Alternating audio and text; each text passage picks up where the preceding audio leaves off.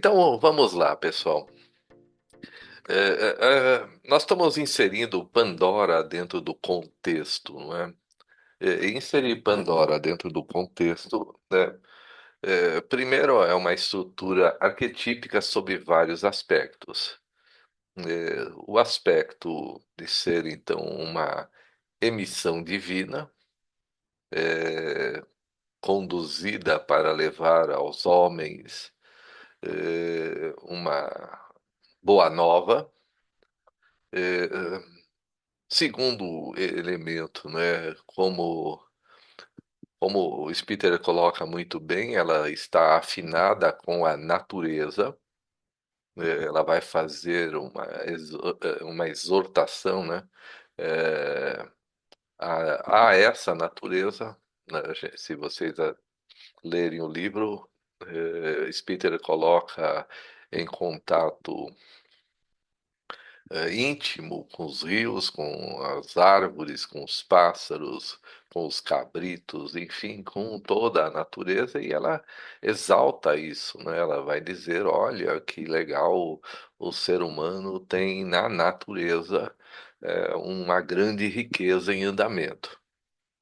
É, um tema que pode parecer na sociedade uma figura de expressão que não reflete a realidade. Afinal de contas, os homens exploram a natureza, né, derrubam as florestas, empesteiam os rios, eh, envenenam os mares e qualquer consideração desse tipo que né, frequenta a mente do ser humano parece, por sua vez, contraditória com os convites, até religiosos. Isabel, bom dia. Feliz em vê-la nesta manhã, hum, quase ensolarada. Quase. Bom dia. Bom dia. Estou aqui seguindo a rota coerentemente do que eu estou falando, né? Como a natureza nos oferece suas, os seus presentes, né? Então, veja que o que eu chamo a atenção aqui, pessoal, não se trata de uma literalidade simplesmente. Se trata de uma reflexão arquetípica, onde Pandora, nesse caso, ela é a própria natureza. Ela é o próprio planeta, ela exalta isso em Spitzer. Aliás, Spitzer exalta essa característica de Pandora. Como ela vai produzindo um chamado atencioso, né, para a natureza, como se ela dissesse: o ser humano não sabe valorizar o que tem. Mas, tecnicamente, psicologicamente, isso não é um fato, exatamente. Porque nós vamos ver que existe um desenvolvimento em andamento que coloca o ser humano, via de regra, no seu embate diário. As pessoas vão dizer, e ainda o fazem, que o ser humano é o erro de Deus, é o erro da natureza, destrói tudo, pisa em tudo, amassa tudo. E, né, como a gente vê, para Spitzer, Pandora, né, é esse elemento da natureza, né, que confere em transição ao ser humano uma releitura constante.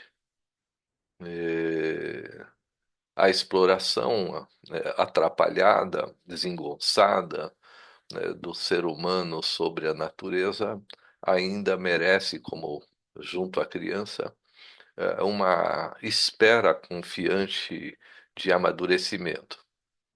É, e é isso que, com essas palavras, né, eu estou convocando uma leitura, um olhar sobre como o Jung vai instalar a terapia não como um encontro que analisa dramas, como traumas, mas como uma extensão da apresentação desses vieses que o Spitzer ele desenha. Quer dizer, não se trata de ingenuamente e otimisticamente, a Juliana não está presente, ver o ser humano, né? Se trata de entender confiantemente o processo que se desenvolve na espécie humana em direção a algo. E o livro ele tem uma síntese desse processo, muito bem desenvolvido, né, pelo Jung no Tipos Psicológicos, quando ele cita o livro e dentro até da própria escrita, ele insinua esses elementos. É, não é uma insinuação latente, mas clara, uma insinuação presente. É, e é o que eu defendo, né, que a visão dele tem uma dinâmica impressa. Então, voltando tudo para explicar a ordem, né, do nosso encontro de hoje, a estruturação do nosso encontro de hoje. É, Vamos retomando esses elementos em que eu vou tentar fazer uma mistura entre o conto, a análise na sua perspectiva, e se puder, né, se encaixar aqui, uma análise de conjuntura em andamento. É, como a conjuntura. Suzana, tudo bem, Suzana? Tá tudo balançando aí, tá? Vira para a esquerda, vira para a direita. Agora cresceu. Muito obrigado. Força, força. Muito obrigado, Su. Eu não estou ouvindo, mas eu entendo pelo seu sorriso que não são agressões, então fico contente. É, então vejam, pessoal, é, vamos seguir essa rota, né? Porque pensando então que Eva, Pandora não são um acaso religioso pictórico, mas são uma expressão da natureza, onde a mulher é relacionada com a terra, e o homem é relacionado com o sol, né? Isso vai confluir para uma consciência até funcional, sendo então a mulher relacionada com a terra nutritiva, fértil, produzindo condições para que o fruto aconteça. Além disso, né, então temos aí Pandora como essa informação do inconsciente para a consciência humana na forma de mitos, uma situação que ainda se perpetua. eh, E que, então, o mito, né, insinua que se nós entendermos o que está, o que está contido no mito, como as estruturas se reorganizam num propósito, nós poderemos entender, então, não só aquilo que está, como também toda a relação humana entre si. Esse é o nosso tema. Bom, então,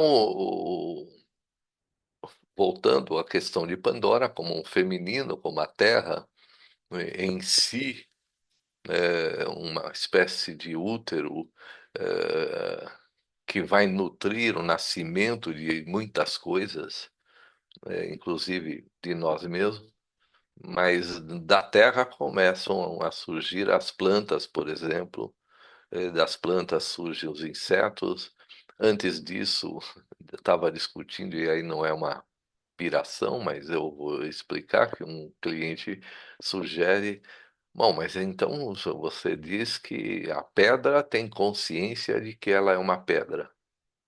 É, sim, sim, mas é que nós não pensamos que consciência é um viés de compromisso. Nós pensamos que confundimos com consciência com razão, né? Então, consciência é confundido com pensamento.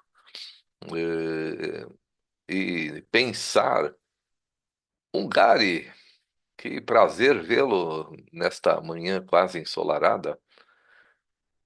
Já sumiu. Ah, tá aí. Em viagem para São Paulo, então boa viagem. Voltando para São Paulo. Boa aula, obrigado. Obrigado. E Giovanna Labella. É, então, comemorando, né, as coisas, vejam que a ideia de uma pedra com consciência não é a pedra com uma consciência implícita em si. É a pedra com uma consciência que se apresenta. É, essa relação de consciência se dá no encontro. Eu ganho uma consciência que tenho raiva ou que tenho desejos no encontro. Eu não vou estar assim parado como se fosse uma. Não, nem pedra. Mas eu não, ninguém vai conseguir ficar parado sem nenhum afeto. Nada se instala desse jeito. É essa introdução que Spitteler dá a Pandora na vida. Que o rio conversa, que a pedra conversa, que o céu conversa. Astrid, bom dia. Que o céu conversa. Mas conversa desse jeito, vocês estão entendendo? Conversa quando nós olhamos e podemos falar sobre. Portanto, a pedra é que se apresenta para ser dita. E se ela se apresenta para ser dita, de alguma maneira ela entende que existe, de alguma maneira. Não do jeito que o ser humano compreende, mas do jeito que Pandora e a natureza compreendem. Se vocês estão entendendo.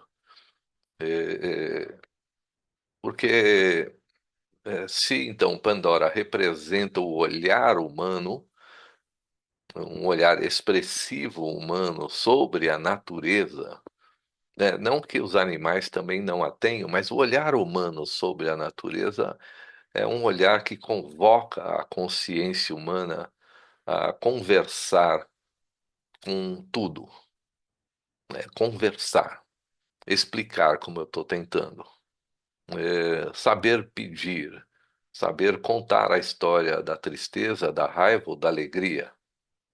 É, Pandora vai insinuar esses elementos. Então, seguindo, né, essa linha de reflexão, é, em que Pandora entra na aproximação entre Epimeteu e Prometeu, eles estão se aproximando, Prometeu está indo na direção de Epimeteu. Temos aí uma dinâmica, uma estrutura arquetípica que frequenta cada um de nós na compreensão desse sistema, mas que também frequenta, né, a coletividade humana, e, além disso, né, alguma coisa que está além, da nossa compreensão, instalada em nós como uma pedra.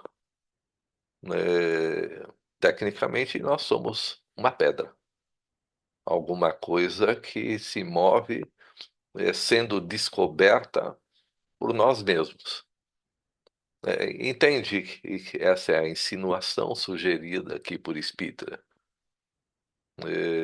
Não só por ele, nós vamos ver. Milton e tantos outros poetas e escritores que sabem traduzir Hemingway, que sabem traduzir o encontro com tudo, numa descrição que retira do animal, da pedra, do céu, a sua expressão fria. Nós chamamos de inspiração, né? Você olha e diz, olha, né, mundo cruel, papapá, e frases desse tipo. Eu estou fazendo aqui uma conotação imediata, né, sobre essa relação do indivíduo, que é estimulada pelo encontro, sobretudo, sobre todas as coisas que o afetam. Isso tudo é Pandora. Pandora não é um ser único, é uma estrutura arquetípica, que convoca o ser humano a uma consciência, a consciência do seu papel, a consciência que, por sua vez, se apresenta e descreve, descobre, desvenda dos objetos as suas essências. Cada objeto se presta a isso. Cada estrutura arquetípica se presta a ser desvendada. O homem para a mulher, o filho para os pais, a pedra para o geólogo, o universo para o cientista. É, Dá para entender aqui a insinuação que eu defendo, para Pandora, não como um ser, mas como um arquétipo, que está dentro de nós o tempo todo. Inclusive nesse instante, inclusive quando a pedra é o nosso cliente, por exemplo, que se oferece, tal como a pedra, de maneira estática, e que espera que a gente descubra dentro dele aquilo que nos comove. É, é uma defesa é, difícil para a racionalidade, porque a racionalidade separa as peças. E o Jung integra as peças, dá a elas um enredo, uma história, uma continuidade, um propósito. É, e esse é o tema. O tema que coloca, então, o ser humano diante de uma flor, diante de outro ser humano, e com, né, uma leitura desse outro ser humano, que vai ser desvendada, né, nos afetos que nos imprime, nas condições que nós encontramos, numa espécie de redução do que aquele sistema me apresenta. Eu preciso ampliar. De repente, uma pedra, como o ferro, por exemplo, faz com que a humanidade tenha uma evolução enorme na medida da sua fusão.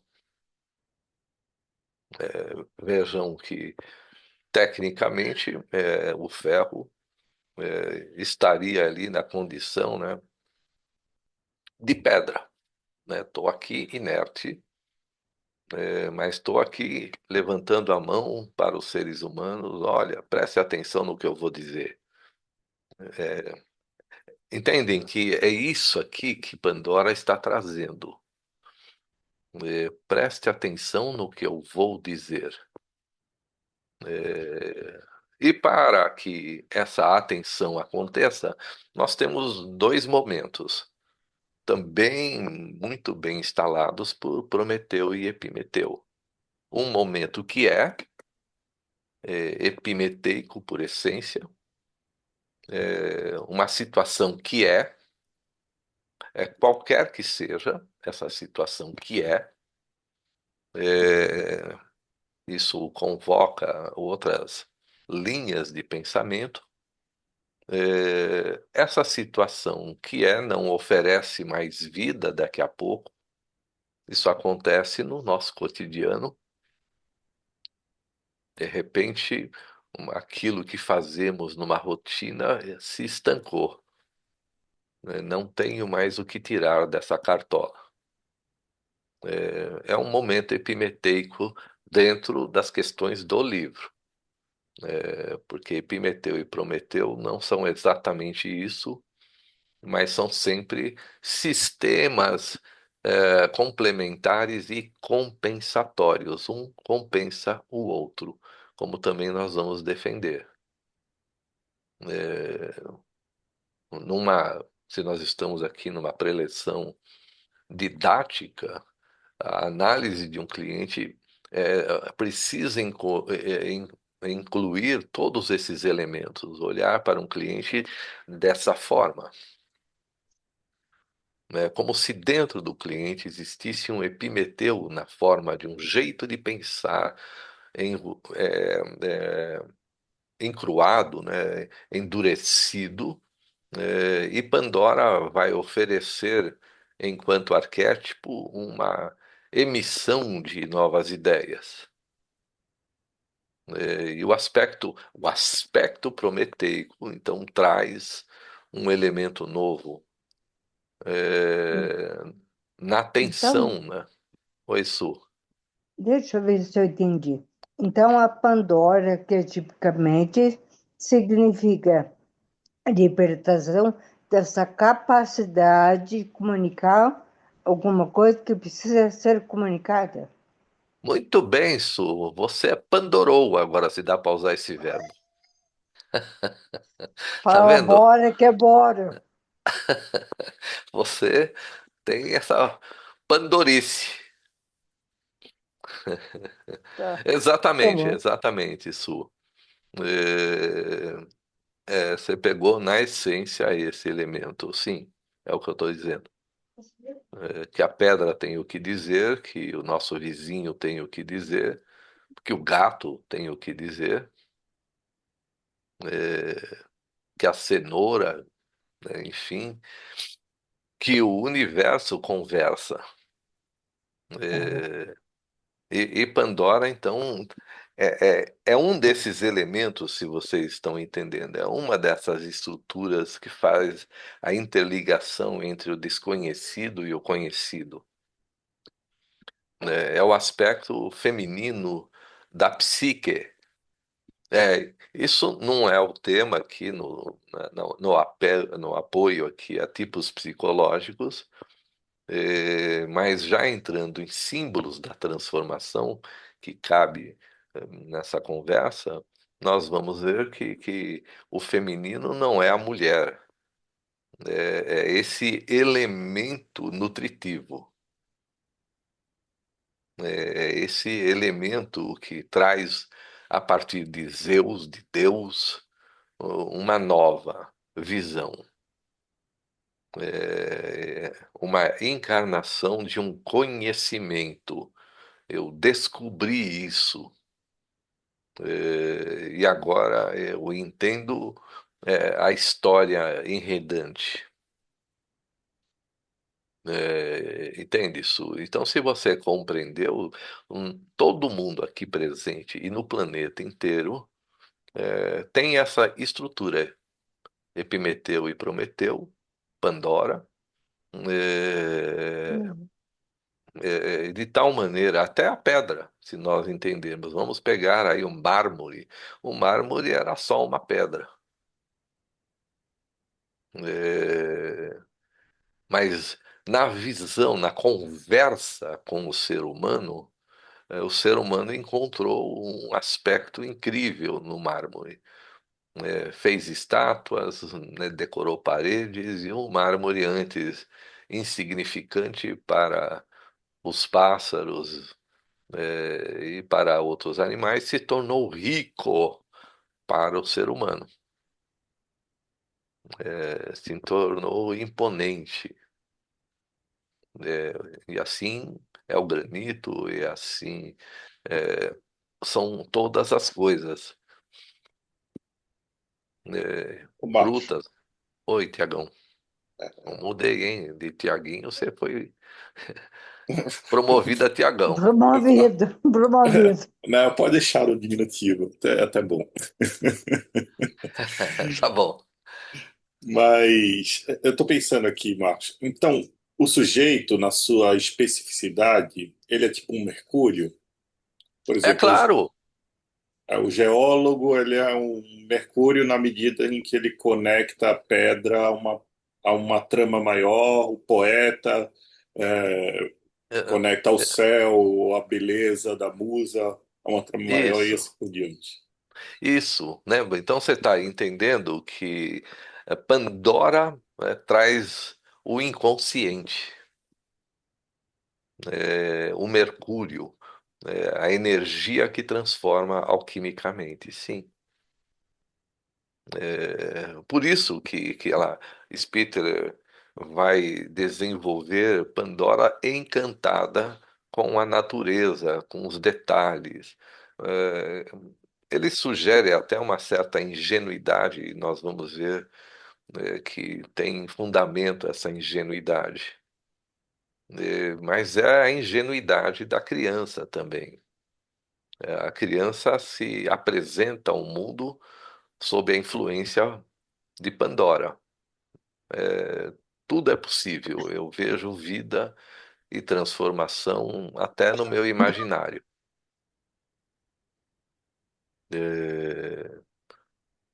Seguindo essa estruturação arquetípica. E como o Neumann coloca, a passagem do matriarcado para o patriarcado é essa consciência, é esse espaço entre Pandora no matriarcado e que no patriarcado se transforma em logos, se transforma em mármore, se transforma em geladeira, se transforma num convite para ir mais fundo, num convite para entender a essência mais profunda, cada vez mais. Então, sempre a vida, né? Sempre há que poderíamos, entre aspas, aí chamar de realidade, se apresenta no limite do que eu posso compreendê-la. Ela é sempre maior do que eu compreendo, e aí, né, não sei o que é isso, mas sei que isso é infinito. Não tenho a menor ideia do que seja infinito. Mas nesse instante, né, nossa preleção de hoje, para, sei lá, um Neandertal não tem sentido algum para ele. Para que serve esse blá blá blá blá blá blá blá blá blá, que eu não entendo porcaria nenhuma, porque a compreensão consciente dele está na própria imagem ofertada dele e do mundo que ele compreende. É, Entende que o paralelo que eu estou fazendo é que tem um mundo a ser desvendado, tem um indivíduo que é uma pedra rústica, é, e essa pedra rústica é vista pelo analista como algo a ser lapidado, apresentando para ele aquilo que Pandora apresentaria arquetipicamente, ou apresenta arquetipicamente para todos nós. É, Então, seguindo, é, tudo bem, Tiaguinho? Tá bom, já destituído o comando. É, é, Vejam que tem uma dinâmica muito bem exposta, uma dinâmica em que o aspecto nutritivo da natureza vai conduzir uma gestação em andamento. Nós poderíamos dizer que cada um de nós, gestado, seríamos como a pedra anterior, né, no mundo dos meus pais, uma criança seria uma pedra na forma de carregar pedras. Por outro lado, se na amplidão da consciência dos meus pais já existe um outro processo para o seu filho, então ele salta eficazmente de um carregador de pedras para um fomentador do movimento. Tá dando para entender o que eu estou sugerindo como dinâmica? Você tem um sistema que evolui, pum, Pandora entra nesse sistema insinuantemente. Prometeu, ele é a metáfora do movimento. Não é porque Prometeu e Epimeteu são homens que implica no gênero, são estruturas em andamento, uma condução dentro de todos nós, é, que vem na direção de uma mudança do status quo, e que é sempre precedida pelas mesmas coisas, o tempo todo, tanto no indivíduo quanto na natureza, no universo. Precedido pelo quê? Toda descoberta, então já insinuando o que vem, é, por que isso? Né? Porque na terapia a gente também assiste isso, pessoal. O que eu defendo na psicodinâmica é essa ordem. Se o que eu estou dizendo, se Pandora vai se apresentar para todos nós, se a presença de Pandora inclui uma ideia de uma realidade que se esgota como oferta de conhecimentos, eu já sei o que tem aqui. Eu já estou cansado de ver isso. Parece streaming na televisão. Você tem 6.000 coisas e tem dias, no meu caso, quase todos os dias, nada me interessa depois de meia hora fazendo clique, clique, clique, clique, clique, clique, clique. Então não tem mais nada que interessa. Eu estou procurando alguma coisa que me chame a atenção, criando então uma continuidade de interesse. Porque as outras coisas, né, num exemplo bem simples, mas que é arquetípico, né? Começa aquele filme, se uma família morreu, você já sabe, né? Vai vir o vingador, vai vir o policial, vai vir aquele que vai matar quem matou. Aí você não aguenta ver isso mais, porque é uma história repetitiva. Filme de Natal, né? Filme de Natal, o casal não se dá bem o filme todo. Aí você sabe, mas vai se beijar no final. E pumba, foi o que aconteceu. Então são enredos que contam o mesmo gozo em andamento. Eu sei que vai acontecer, mas não sei que aconteceu. Então eu preciso visitar aquela cena para construir uma linha de emoções de tal maneira que no final eu tenha um prazer. Puxa, vai dar certo. Mas não, a vida vai lá e insiste em fazer a gente se frustrar. Então eu preciso assistir mais 5 filmes de Natal, mais 5 filmes de ação que mata o inimigo. Porque com isso, entendem? Todas as emoções projetadas na cena vão se desenvolvendo na psique, até que eu compreenda alguns elementos, até que isso não tem mais graça nenhuma, porque eu já sei o enredo.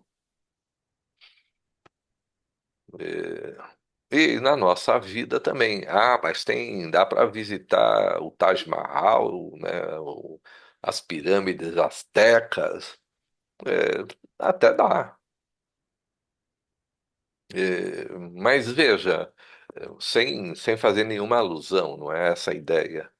É, mas descobrir que dá para descobrir,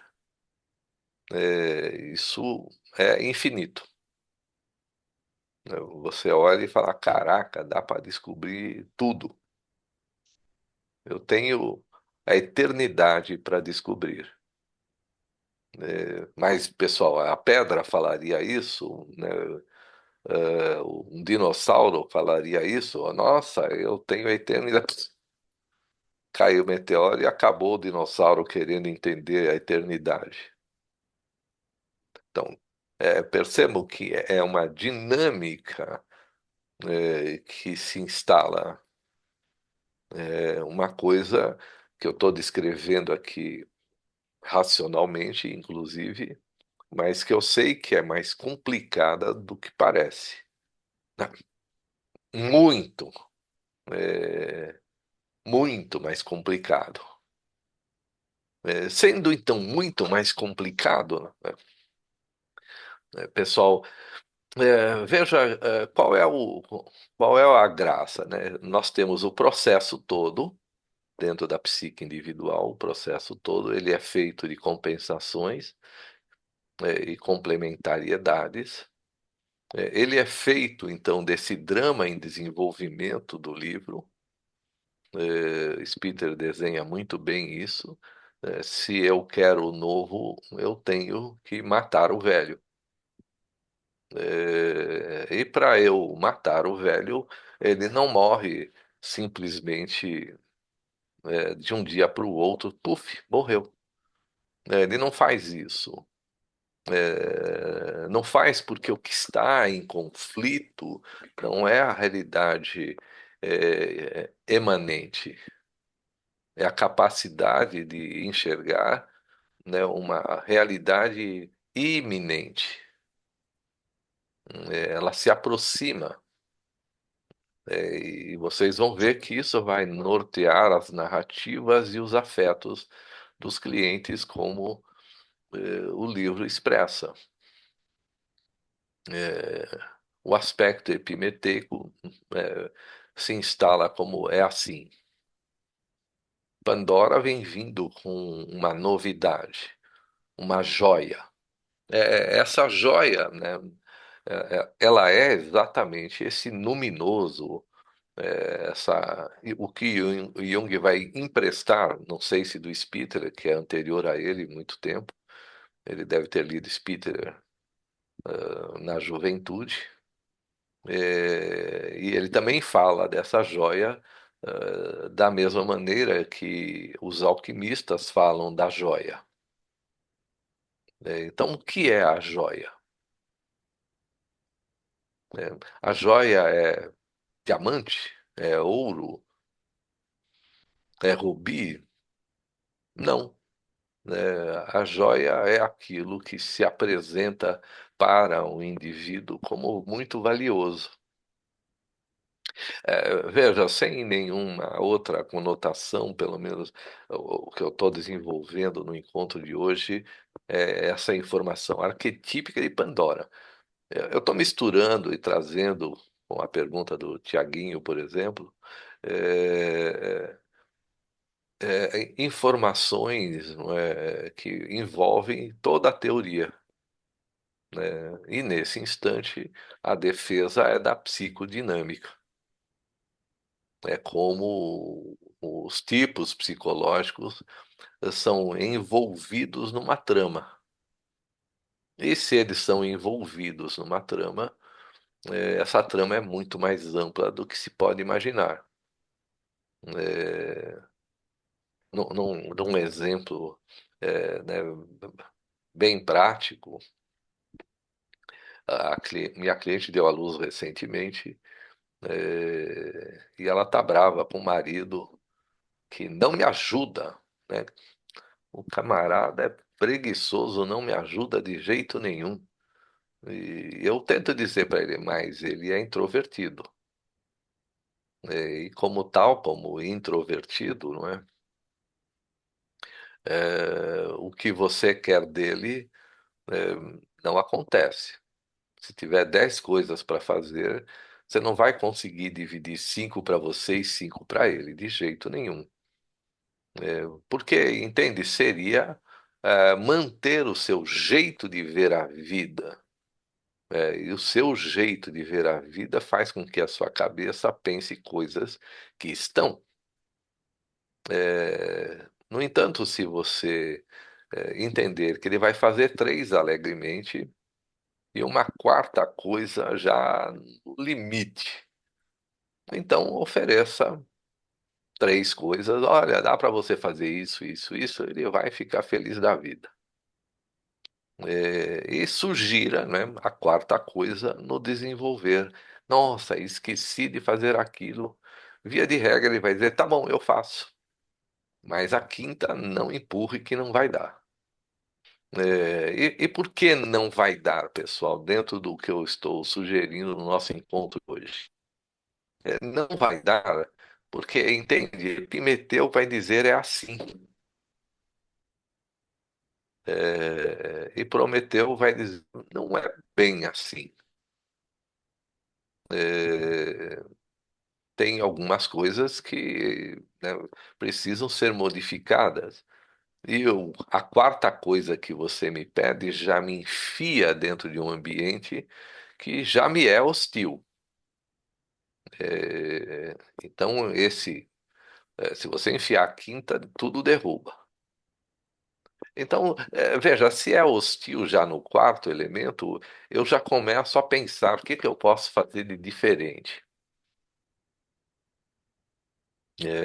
para, né, não entrar nesse mérito. Ah, entendi, vou lá, sei lá, lavar a fralda.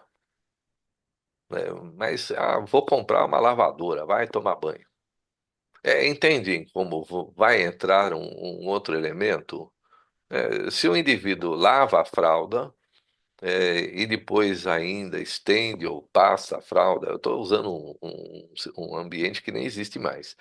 Mas por isso que a fralda ficou descartável, porque um introvertido falou: não, tem que ter um jeito de eu voltar para o meu joguinho, né? Esse negócio de ficar lavando fralda não dá certo.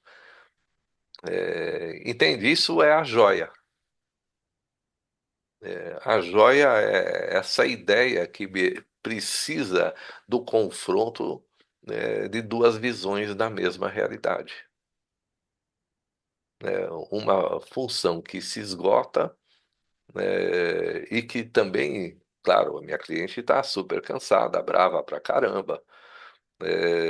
Eu falo para ela: dá um tempo e escute o seu marido. E aí foi legal, porque ele diz assim para ela: fiz um café da manhã, ovos mexidos, pão com torrada, papapá. E ela dizia: mas a criança vai acordar. Não acordou.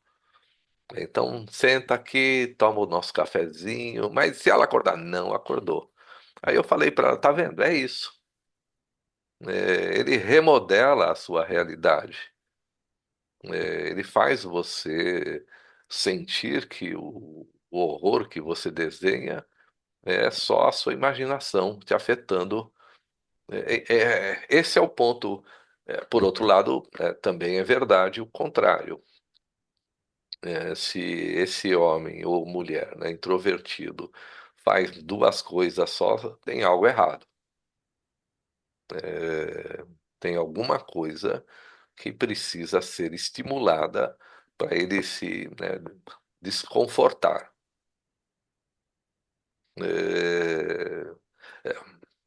É, seria entende que tudo que eu estou dizendo implica no cotidiano das pessoas que precisam entender que elas estão pensando de um jeito que não tem mais nada a oferecer. A joia, que Pandora vai trazer implica nesse embate do casal, da sociedade, de China e Estados Unidos, de Lula e Bolsonaro, implica nesses embates, implica em embates que vão produzir uma maneira nova de ver. É, Então, percebe uma comunicação entre as partes em tensão. É claro que administrar isso ah, no cliente e na vida social em geral ainda é muito difícil. É, porque se vocês estão entendendo, para caber uma novidade, essa conversa tem que estar o tempo todo conduzida por isso que eu estou defendendo. Que existe um sistema vencido e existe um sistema que vai ser aprimorado. No meio disso existe um caos, existe uma grande bagunça, que é tanto maior quanto maior é a inflexibilidade das posturas, porque a guerra continua. Não há, eu brinco com isso, fiquem à vontade, né? Que eu falo, quando começa a pacificar, eu falo, nossa, hora de chamar os embaixadores. Agora já dá para fazer um tratado de paz aí. Porque agora, né, as condições começam a se reorganizar. Pessoal, não sei, eu estou tentando dar para vocês aqui uma leitura dinâmica mesmo. Aquilo que vai se ajustar. E aquilo vai revelar, percebem? Vai revelar para as duas partes uma nova realidade. Para as duas partes. E o processo começa tudo de novo. Como analista, as pessoas perguntam: puxa, então você já passou por isso? Já, teve uma crise enorme, assim. E aí, melhorou? Melhorou tudo. E nunca mais, não. Toda semana, todo mês, todo ano tem. Toda semana, todo mês. Cada cliente, entende, traz um conflito, que expande a minha capacidade de ver o conflito. É, e isso também vale, para aquilo que eu tento promover, né, em andamento, uma extensão das reflexões de outras pessoas. Todo mundo está vendo pedras diferentes. E cada pedra revelada revela uma joia, uma utilidade. Cada ser humano visto de maneira, é, na visão, estou tentando achar um adjetivo para Pandora.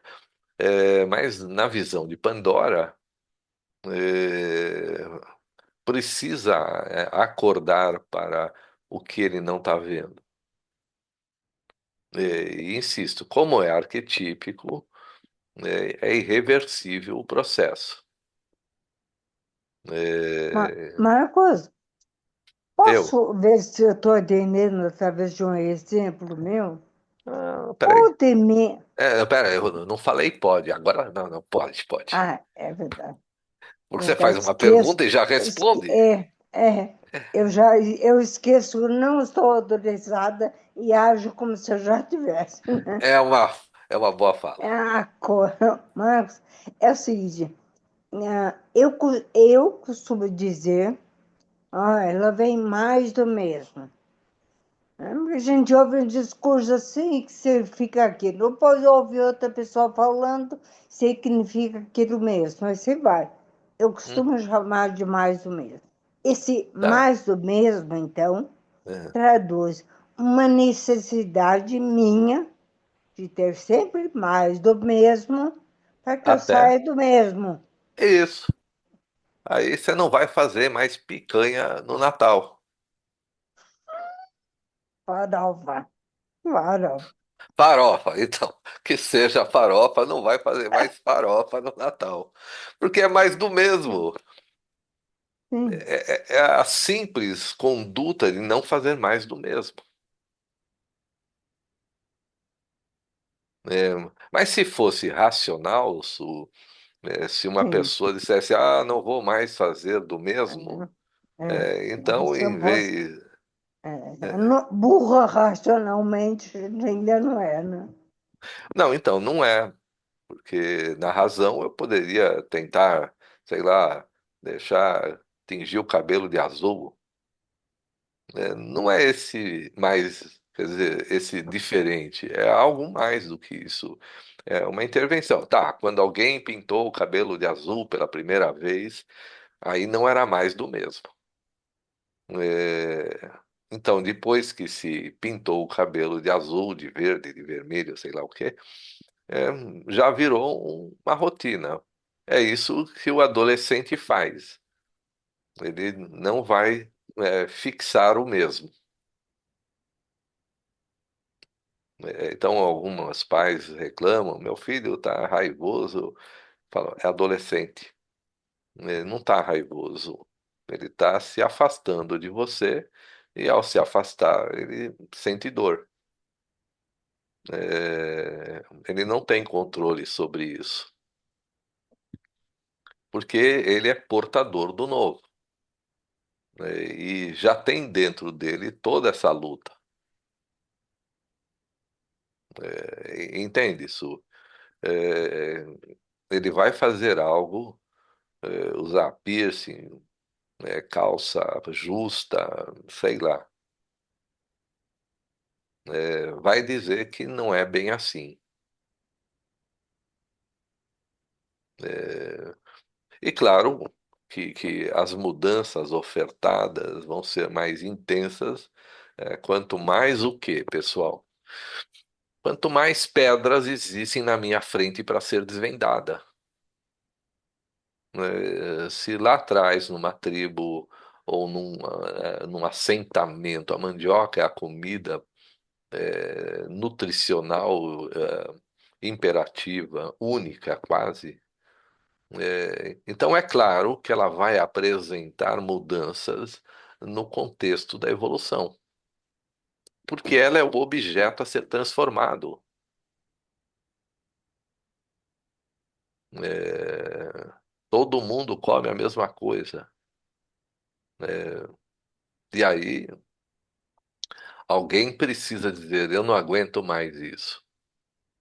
Mas isso levou possivelmente dezenas e dezenas de anos, talvez mais de um século, para alguém falar, acho que eu vou fazer diferente.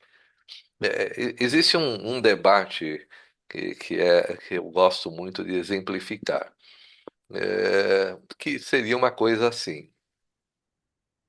É, o tucupi é feito de suco de uma mandioca venenosa e ela precisa ferver por 7 dias. É, o mito sugere, o mito sugere que um feiticeiro ou um curandeiro, enfim, sonhou que tinha que ferver por 7 dias. Ele falou, acorda e diz, já sei, um eureka, né, uma maçã que cai na cabeça. Ele disse, já sei. E a ciência diz, não, não, isso não existe. Eles estavam ali, de repente alguns animais morriam, depois os outros só ficavam zonzo, até que um animal, 7 dias depois, comeu e não morreu, e não ficou zonzo. Aí eles olharam. Pessoal, é a mesma coisa. A diferença é que eu estou olhando algo e eu vou dizer, meu querido, né, o leão não vai comer, né, porco-espinho. Então, por quê? Porque não está no hábito, no pattern behavior do leão, comer pouco que espinho. Então, um animal que precede o ser humano não vai comer algo que não é feito para ele comer. Ainda mais nessa sequência sugerida pela razão. Ah, eu estou vendo, sei lá, uma semana aquele mesmo macaco, sei lá, esquilo, sei lá o quê, morrendo. Você acha que a natureza faria isso? Produziria um alimento desconhecido imediatamente para um animal? Né? Porque o ser humano, ele quer se agarrar, né, naquilo que ele domina. Porque o que eu estou defendendo aqui é uma entrega ao desconhecido lucidamente. Motivo pelo qual vocês vão ver que eu ofereço para alguns clientes uma reflexão que parece doida. Eu usei a minha cliente dona do mercado, que ela precisa de 14 funcionários para ela não funcionar como empregada dela mesma. E aí o mercado não tem dono e, não tendo dono, vai morrer na míngua. Entende o princípio? Vai morrer na míngua, vai fechar. É, E eu falo para ela, você precisa de quantos? 14. 14 funcionários. Então é essa a nossa meta. Mas ela diz, como assim? Como é que você acha que vai vir 5 funcionários, 4? Eu falo, vai, mas não vai, porque a gente está fazendo, né, a dança do pé só na lua cheia. O mistério não é esse. O mistério é que você tem o desafio. E o desafio está desenhado. Se o seu mercado não tiver mais 5 funcionários, vai fechar. E se fechar, também fechou. Mas o que você precisa é querer 5 funcionários para que o mercado cresça. Você precisa querer que o seu cônjuge pare de beber. Você precisa querer, que o seu cônjuge só faça 2 coisas e vá dormir. É, Vejam que esses quereres, se vocês estão compreendendo, não está no âmbito de uma ação do indivíduo a partir dele mesmo.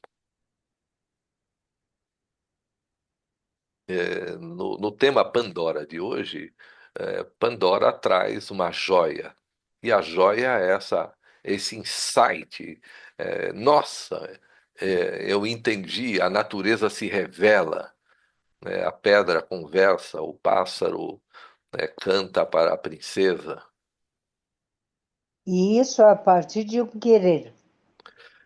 É, Então, precisa mas, existir o querer, não importa se ele vai mudar ou não, mas precisa existir um querer para você se abrir para outra forma de chegar naquele querer.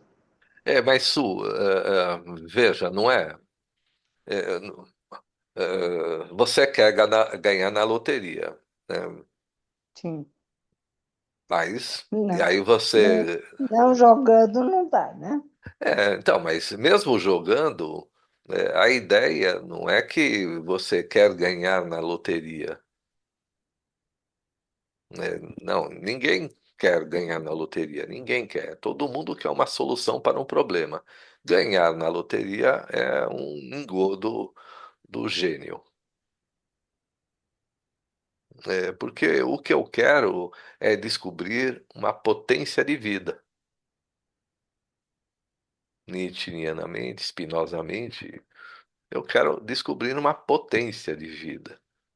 E para eu descobrir essa potência de vida, esse querer precisa ser o elemento que vai me empurrar para o conflito. É, Porque se eu querer sem conflito, não vai dar. Não, não é possível.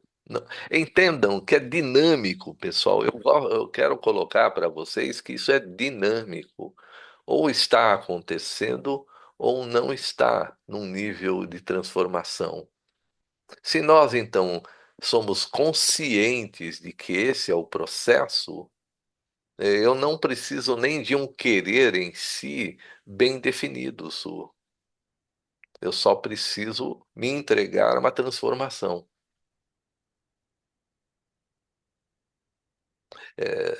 Eu sou a pedra.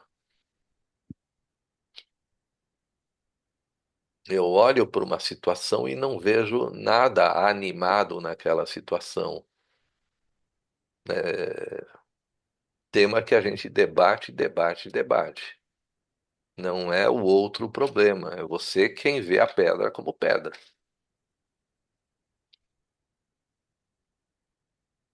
Até a hora que você se cansa, ou morre mesmo, não conseguiu, viver a experiência concreta, lúcida, consciente, e aí não se trata de um erro, se trata, como a gente vê, de um coletivo evoluindo.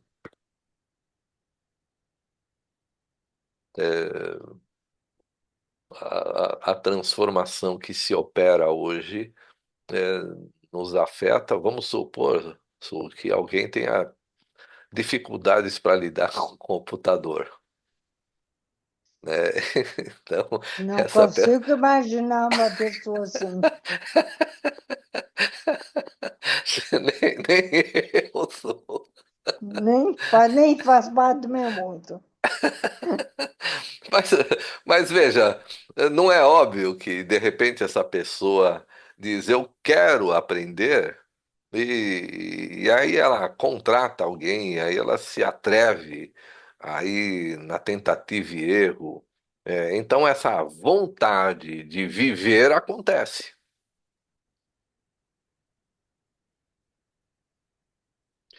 Ou um outro exemplo, né? Eu já atendi várias pessoas, homens e mulheres, homens no passado, agora também mulheres, que exageram na academia e tomam estimulantes, anfetaminas e coisas, e isso vai destruir o seu o organismo. Eu falo, o que que você quer com isso? Uma coisa é você querer ter um corpo saudável, ok. Outra coisa é você inventar um personagem para a sociedade. Então veja que o personagem não é o que eu quero, é o que a vida me oferece. Um personagem. Mas se eu quero atingir aquilo que se insinua, via de regra, essas pessoas chegam na terapia com problemas de saúde graves. A tireoide foi para o espaço, o fígado está com problemas. É, Entende? Porque elas querem ganhar na loteria. Mas a gente aprende com elas e elas aprendem, né? Porque a pergunta é, mas por que você insiste num caminho que não está funcionando? Eu não faço exatamente essa pergunta para o cliente, mas eu faço insinuantemente, às vezes não tão sutil. É, Eu até mudaria essa conjunção, em ah, todo caso. Então, eu trocaria por quase sempre. o sutil ou não sutil? O não sutil, né?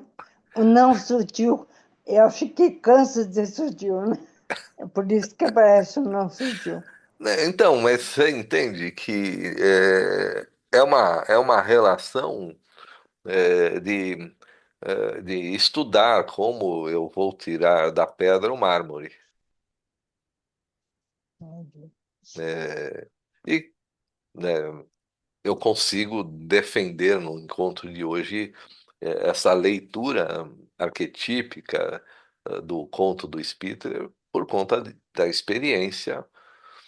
Eu vou chamar de bem-sucedida, mas não 100% bem-sucedida. Muito pelo contrário, tá longe de ser 100%. Mas a gente vai aprendendo com as perguntas. É,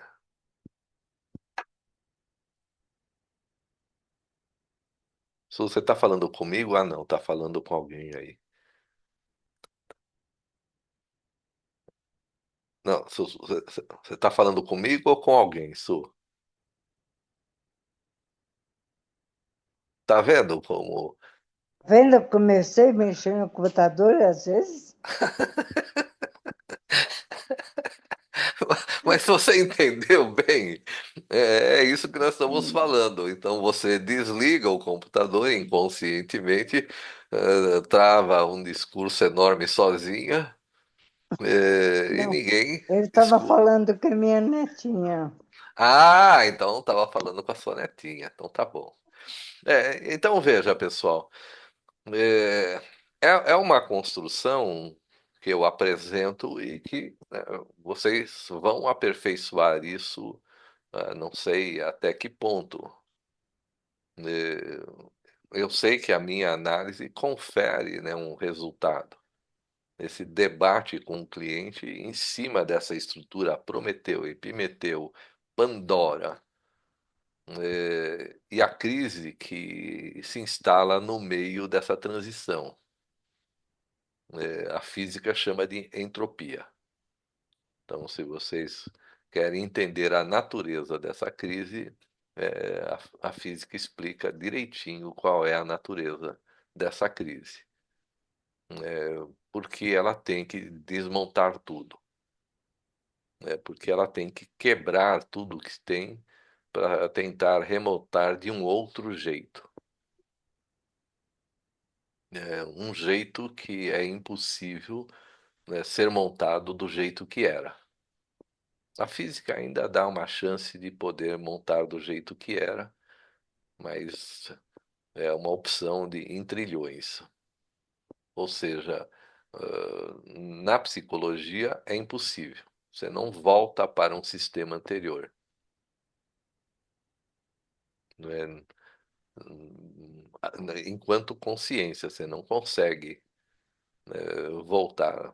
Se eu se eu tiver a consciência que eu tenho hoje de usar computador, de conversar com vocês assim, não dá para voltar 40 anos atrás, né? Não, eu lembro 30 anos atrás e dar a aula que eu dava há 30 anos atrás, 30 anos e 2 meses.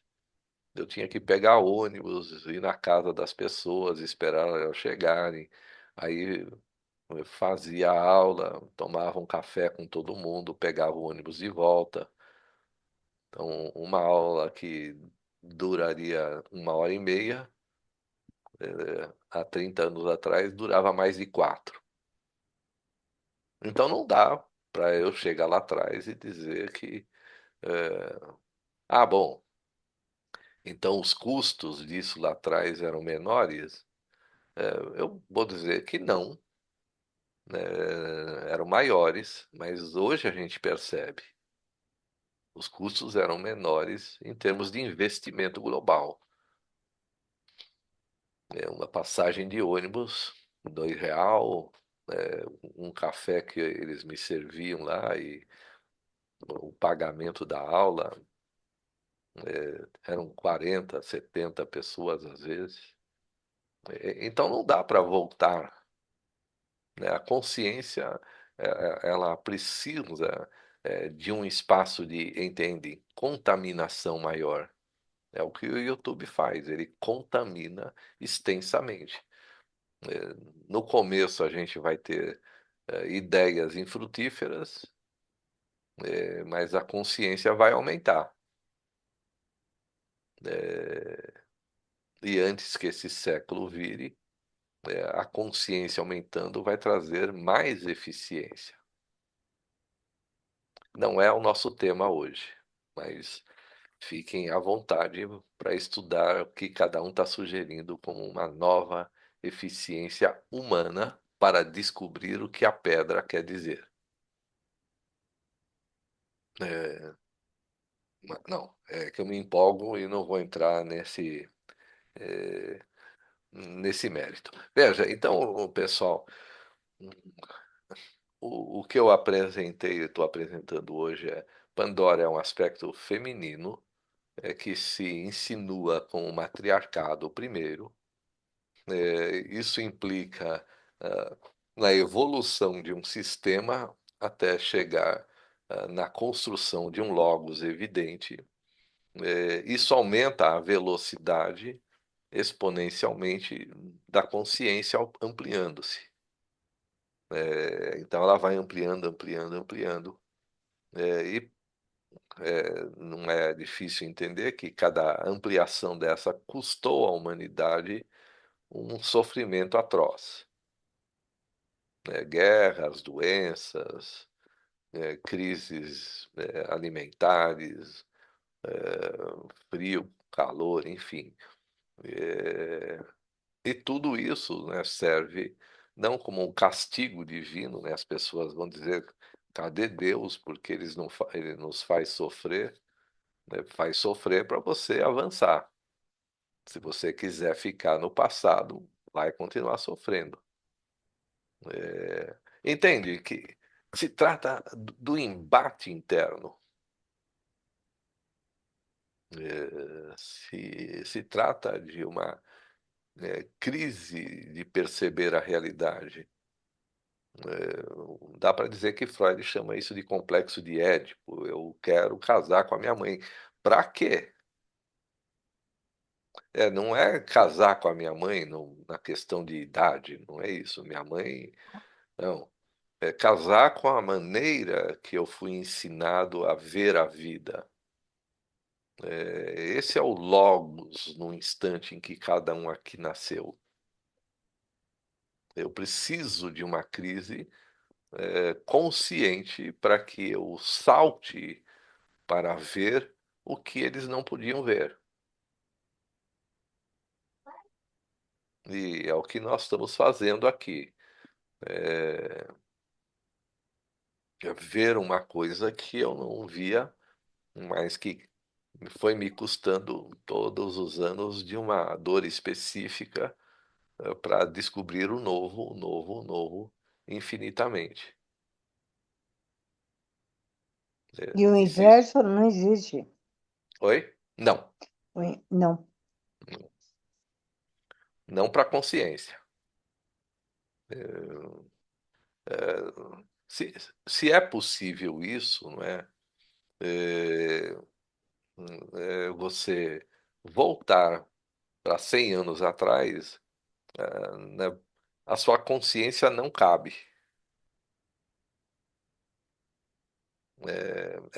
Entende? Não são imagens concretas suas, são tensões buscando uma releitura. Então, Uhum. então não dá para você, como em Avatar, por exemplo, levar uma tecnologia que o sistema não absorve. Uhum. Como no filme muito bem escrito, muito bem feito pelo. Caramba, daqui a pouco eu lembro. É, o favorito do Robert De Niro e Tais. Silêncio, né? Mark Scorsese. Ele faz Silêncio mostrando como o Ocidente invade o Japão e como o Japão vai resistindo a essa invasão até assimilar o que o Ocidente trouxe. Em compensação, o Oriente leva uma informação para o Ocidente. Então, esse é o sistema complementar. Ocidente e Oriente seria a mesma coisa que cônjuges, seria a mesma coisa que tariedades, uma coisa influencia a outra. Então, depois de influenciado o sistema, ele só avança. Ele só descobre uma nova utilidade. Aí as pessoas podem dizer, então a espécie humana vai acabar. Eu digo, vai, mas deixa ela acabar, ué.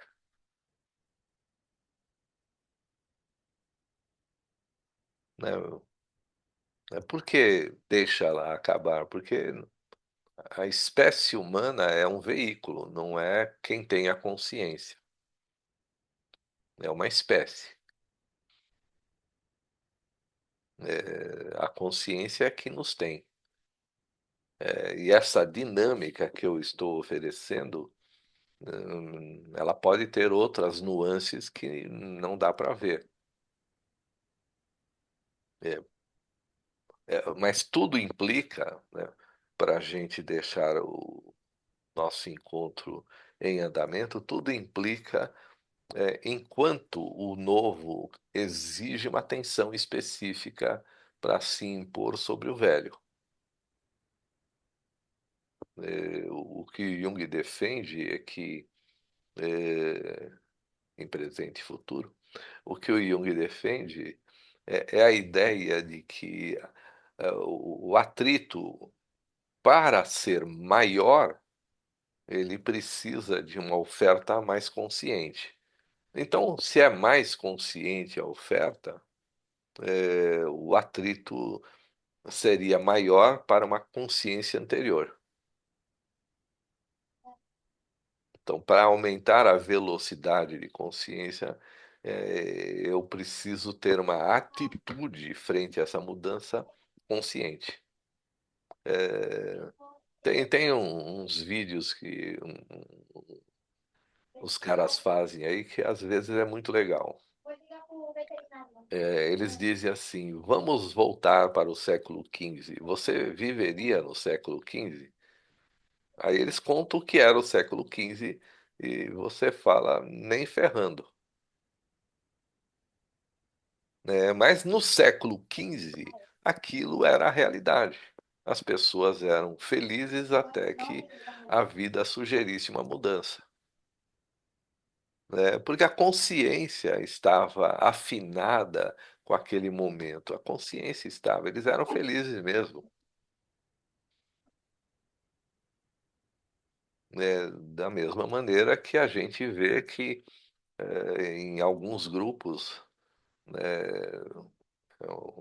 para quem aqui tem uma idade não adolescente, mas para alguns grupos eu vejo os meus amigos dizendo: nossa, nossa vida era que era legal, hoje eu não entendo, essa juventude está perdida. Sócrates já falava isso há 2.500 anos atrás. Mas eles são nostálgicos, estão agarrados naquela vida que foi engraçada, tá? Foi feliz, mas não existe mais.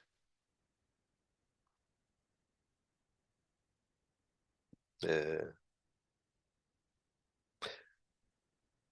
não sei se a dinâmica ficou bem construída, pessoal, para a gente sempre avançar naquilo que o Spitzer e o Jung em seguida estão sugerindo como um fato em andamento.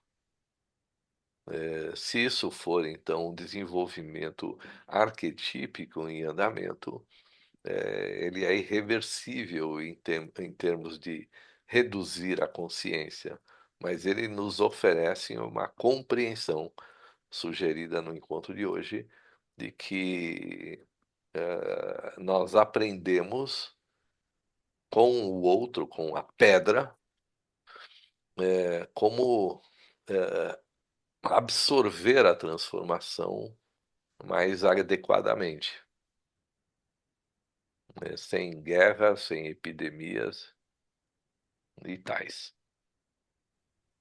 Bom, eu, obviamente, me identificando com a pedra, se a gente for fazer proporcionalmente, a minha questão fica: observa-se que a população mais velha está aumentando também, em detrimento do maior desenvolvimento tecnológico de algumas coisas voltadas a essa geração.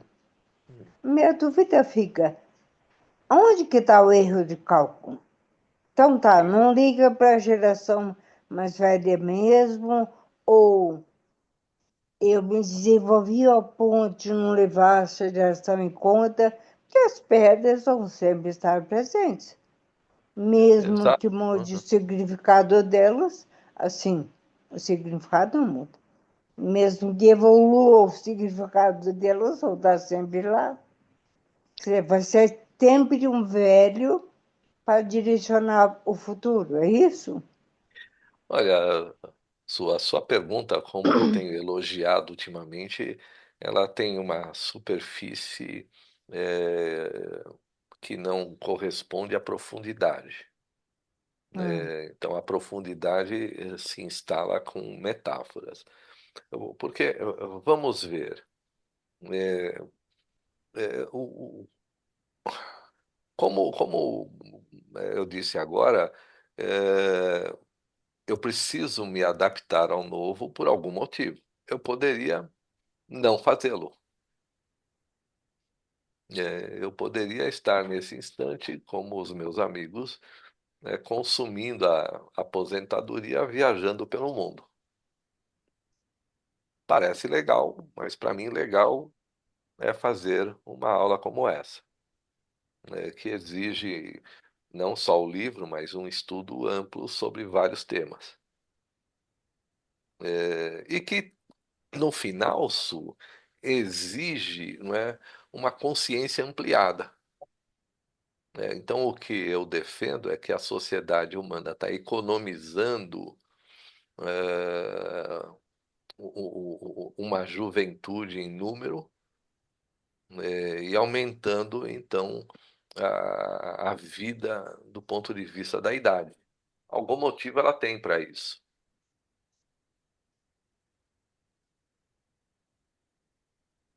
Não é o nosso tema hoje, mas sim. algum motivo ela tem para isso. O que uma pessoa cada vez mais velha pode apresentar como incômodo? Vamos pegar uma ideia de um cliente ontem, que a tia dele se arrebentou na escada, se quebrou toda, fêmur, tornozelo. E aí a família dele é de é, vários tios, né? E essa tia é a segunda mais nova. E são mais 7 tios, todos mais velhos do que ela. Então, e tem os primos dele. E ele estava lá dizendo que ela não quer que fique na casa dela, mas ela mora sozinha. E eles estavam discutindo o que fazer. Então, veja que situação clássica. Um pensamento antigo de que o mais velho vai ser cuidado pelos seus filhos. Essa não tem filhos. Então, veja que, se vocês estão entendendo, o meu cliente está lá tentando avaliar o que ele faz. Eu falo aquilo que lhe cabe nesse latifúndio. Porque você está entendendo no seu pensamento que se ninguém desses senhorzinhos aí vai cuidar da irmã quase caçula, nem a caçula, é você que vai cuidar. É, Entendem que esse é o embate? É, o embate de que ele está fazendo. Eu fui educado para cuidar, meu pai morreu com 90 e poucos anos, né, recentemente. É, mas e agora? Eu falo, não sei. O meu cliente tem 60 anos. Então, e os primos dele, todos nessa faixa também. E os filhos do meu cliente, uma mora em Portugal, o outro mora no Nordeste. E já avisaram, né, o meu cliente sabe disso. Se você ficar doente, tenha reservas. Veja, que parece cruel dentro do nosso encontro, Su, mas é isso que nós estamos falando. Como um sistema anterior pensa de um jeito, e sofre hoje um impacto, a sociedade vai dizer, mas que crueldade, que insensibilidade.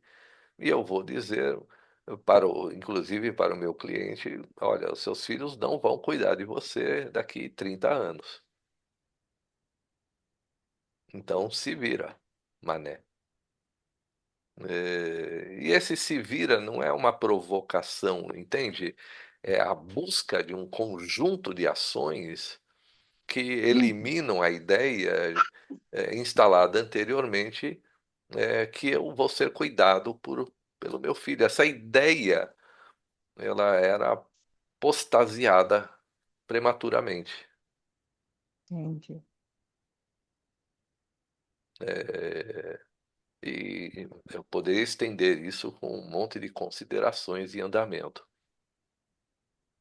É, mas, sim, então eu acho que o envelhecimento ele está sugerindo um conjunto, só para terminar, né, um conjunto de ações antes que você chegue aos 80, né, para você não chegar demolido, né, para você não chegar como a sociedade antes aplaudia, todo quebrado lá na frente e dizendo: e agora, que vai cuidar de mim? Não dá para você ir nessa linha, Tá. Ô, né, Marcos, Edu? Eu tô vendo que essa espreguiçada vem pergunta. eu vou fazer uma pergunta muito doida mesmo, hein? Será que o envelhecimento não pode ser psicossomático? Ah, essa eu estava esperando. Isso que está insinuado, Edu. Sim, é isso que eu falei. A ciência mostra que tem coisas acontecendo que sugerem um equívoco. E por que ele é psicossomático, né? Primeiro, porque as células, em, em tese, o que, né, confronta com a física quântica, elas envelhecem. Mas não envelhecem. Elas não podem Uhum. envelhecer porque elas não são feitas de matéria envelhecendo, elas são feitas de informação. Aí sim, né, o que se tem é essa ideia é, de uma longevidade que implica numa intervenção das pessoas na idade mais velha. É como se o sistema, né, se você pega o sistema, o envelhecimento antigamente era raro. As pessoas, poucas, sempre existiu gente com 60, 70 anos, mas a expectativa de vida era muito curta. Era 20 anos no século XVIII, né? Não é que todo mundo só chegava aos 20 anos, é que todo mundo, muita gente morria no nascer. Mãe, filhos, o aborto era. Não tinha anticoncepcional, o aborto era constante. E a morte de crianças e de mães também, e as guerras e as doenças. Então a ideia é que um idoso, para chegar aos 70 anos, lutou bravamente contra a sua realidade. É isso no século XVIII. Para trás é pior. Mas para frente isso foi se modificando. Expectativa de vida hoje é incrível, 78, expectativa de vida. Isso significa que morre-se menos na infância e vive-se mais. Então, eu concordo com isso. Não é doido não o que você está dizendo. É só você tirar a literalidade da matéria. É, Eu pensei isso dentro do que você estava falando, e eu já estava aqui pensando que eu queria perguntar. O Agostinho de Hipona fala que não existe futuro e não existe passado. Ele Feynman define também. assim, ele diz que o que existe, ele define assim, é memória do presente passado e expectativa do presente futuro. Sim. Então, eu fiquei pensando, então o que que é o presente? Eu cheguei à Hum, conclusão que o presente, ele é um paradoxo, porque ele não existe e existe ao mesmo tempo. Porque ele é o que a gente chama de presente é a transição é o instante da transição do futuro para o passado. E é, não tem um espaço que não, acontece. não. A gente não pode dizer que o presente é um Agora, agora, segundo. agora. Não, Não, não tem como. não Porque se tem tiver como. um espaço, eu vou ter que considerar que tem um tempo. E se É, tem um tempo, vai ter um tempo futuro e um tempo passado. Então ele não pode ser um momento, ele é um instante de transição. hum, Nesse instante de transição, eu concluí, nesse ponto, que eu concluí que é inacessível, é onde está a realidade e a eternidade. A eternidade é esse momento de transição que é o presente constante, que É, nós não conseguimos acessar. Daí eu concluí que psicossomático, porque nós, significando o tempo para dar o sentido, envelhecemos junto com ele, junto com a nossa própria ideia de tempo. Não mas é sei se arquetípico. faz. Absoluto. Procura o Feynman, né, o Richard Feynman. Hum, Ele tem uma estruturação brilhante, segue a mesma rota que você no tempo e segue. Eu posso até compartilhar, vou procurar onde está, porque muito do que eu falei hoje está baseado nessa leitura do tempo, ah, nesse mesmo sentido. Eu compartilho com. Vou pôr, eu peço para o Fernando colocar aí na extensão da nossa aula. Ô, Clovão, chegou para a Cheguei sessão da atrasado, tarde? mas cheguei. Chegou, mas aí a gente conversa mais tarde. Já já te Sim, escrevo. Mas, Edu, então, veja, transforma isso num fato consciente, e aplica isso olhando para o seu cliente a cada segundo da sessão. Se você dominar, não é o caso. Se você ganhar essa consciência, você vai ver que vão aparecer fenômenos que você fala, cacete, como é que isso acontece? Mas sim, você tem que sair da ilusão do tempo, totalmente. Eu vou mandar o Feynman. Muito bem, pessoal. Obrigado pela presença de todos. Foi um prazer tê-los nesse debate. Suzana, cada vez mais profunda. É, Estou no meio da ilusão. Não, não tá não. Se você fosse profunda, sem saber respirar, você teria morrido asfixiada. Então você está respirando bem. Beijos.